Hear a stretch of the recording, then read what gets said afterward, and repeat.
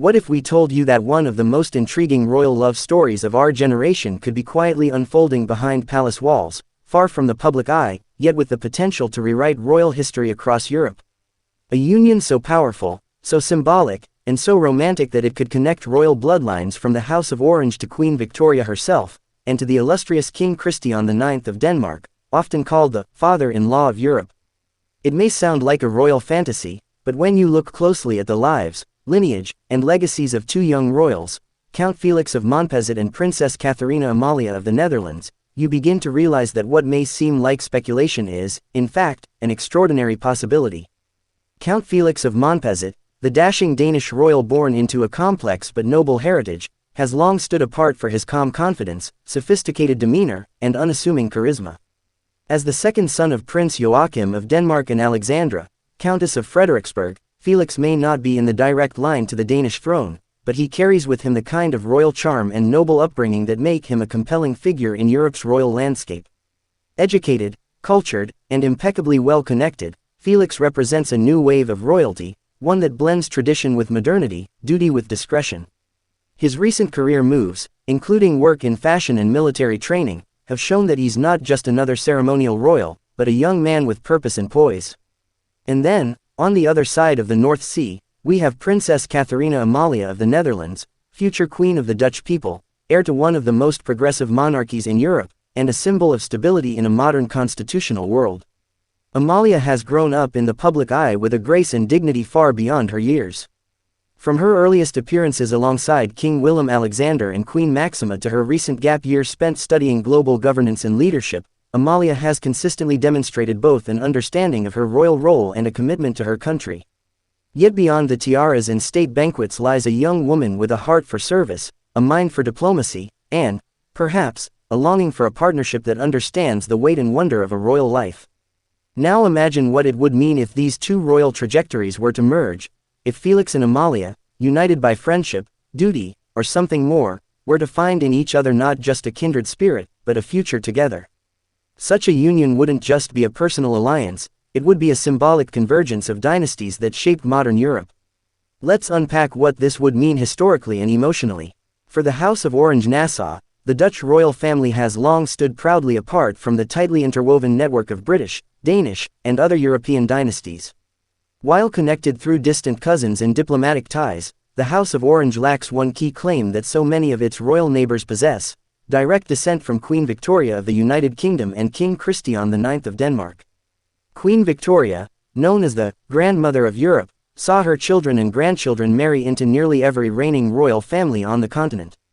Similarly, King Christian IX of Denmark was dubbed the father-in-law of Europe for the same reason. Through their offspring, they reshaped the royal map of the 19th and 20th centuries. Yet, despite the closeness in geography and governance, the Dutch royal family remains one of the few prominent monarchies not directly descended from either titan of European royalty. A marriage between Amalia and Felix would change that in an instant. Because Felix, through his paternal lineage, is a great-great-great-grandson of King Christian IX. His father, Prince Joachim, is the younger son of Queen Margrethe II of Denmark, herself a descendant of both Christian IX and Queen Victoria. This makes Felix not only a living thread in the rich tapestry of royal history but also a potential bridge between modern monarchies and their historic roots. For the Dutch royal family, aligning with the Danish house through Felix would be a symbolic homecoming into the broader royal fraternity of Europe. And for Amalia, it would mean marrying someone who understands the intricacies of royal life not as a title, but as a lived experience. Yet beyond the historical and dynastic allure lies something more personal, and perhaps more powerful. Both Amalia and Felix have had to navigate the pressures of growing up in the spotlight, bearing names that carry centuries of legacy and expectation. For Amalia, her path to the throne is not simply a ceremonial one. As the first female monarch to be in a century, she represents both continuity and change, stability and progress. Her future will be filled with political nuance, national responsibility, and global scrutiny. A partner who understands that weight, someone who has also grown up between court traditions and media glare, could offer her the kind of companionship that transcends duty. Felix, though not heir to the Danish throne, has witnessed firsthand the trials of royal life, divorce, title changes, public debate, and familial evolution. As his grandmother Queen Margrethe II gracefully abdicated in favor of King Frederick X, Felix has seen how monarchy adapts and transforms. He has learned discretion, resilience, and the subtle strength required to remain composed amid national attention. In many ways, these two young royals are mirrors of each other, rooted in tradition but walking firmly into the future. It's also worth noting the chemistry that such a union could produce on the world stage. Imagine state visits where Denmark and the Netherlands stand side by side, not just as allies but as family. Imagine the revitalization of royal diplomacy through youth and unity. Imagine a new generation of royal watchers, enchanted not by scandal or spectacle, but by the genuine affection and shared purpose of two young people who understand what it means to serve. But this possibility raises important questions. In an age where monarchy is increasingly questioned and modernized, what role does love play in royal alliances? While arranged marriages are largely a thing of the past, the symbolic power of royal unions remains strong. When Crown Princess Victoria of Sweden married her former trainer Daniel Westling, it was a triumph of personal choice. When Prince William married Kate Middleton, the future Queen Consort of Britain, the world rejoiced in a modern fairy tale. Could Felix and Amalia be next? Of course, nothing is confirmed. There are no public statements, no royal engagements, yet. But history often unfolds quietly before it becomes legend. The connections, the lineage, the chemistry, they are all there, waiting to be recognized.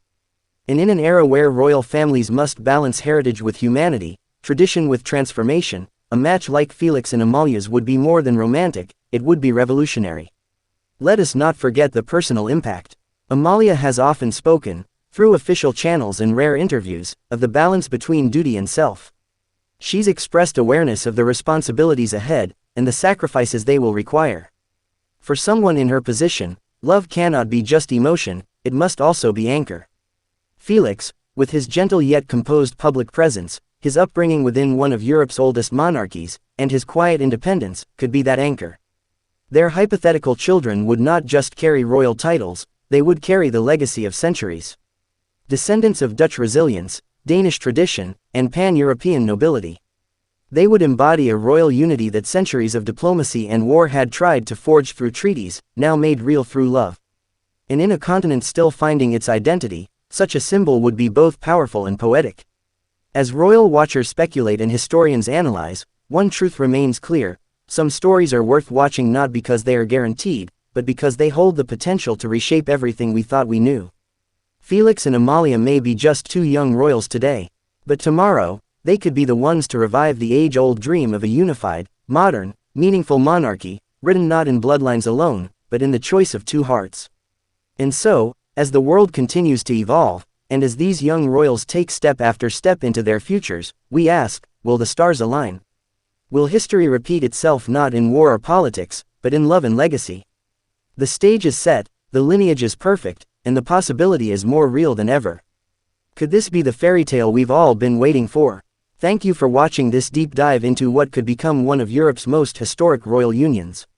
If you enjoyed this story, don't forget to like, share, and comment below. And make sure you subscribe to the channel so you never miss an update on royal news and future fairy tale romances. And now we ask you, do you think Count Felix and Princess Amalia could be the couple that changes the future of monarchy forever?